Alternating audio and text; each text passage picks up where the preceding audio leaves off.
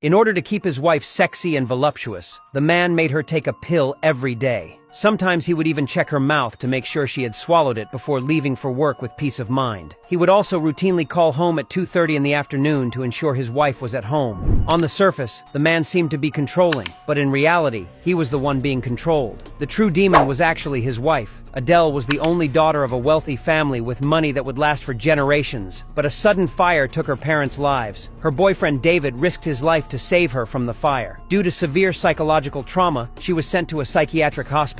David even pursued a degree in psychiatry for her sake. She was determined to marry David after her release. Unfortunately, fate had other plans. In the years between her discharge and their marriage, many terrible things happened, including a murder case, which forced the couple to relocate multiple times before settling in their current small town. David found work at a psychological medical institution. On his first day, Adele accompanied him to meet his boss. The secretary Louise was merely curious to see what her new boss looked like. To her surprise, it was the handsome guy she had encountered at a bar 2 nights before. Louise thought it was fortunate nothing else had happened, especially considering he had such a beautiful wife. What she didn't know was that she had already fallen into a terrifying spiral. One day, seeing that Adele had been behaving well recently, David returned her phone and bank card to her. This delighted Adele. Having money meant she could go shopping again. But in the next moment, David made a request. He said his work would be busy, and he might return home late, possibly even needing to work on weekends. He asked if Adele would have a problem with this. Adele replied, "Aren't you just thinking about your patients? As long as you're a good person, I don't mind anything."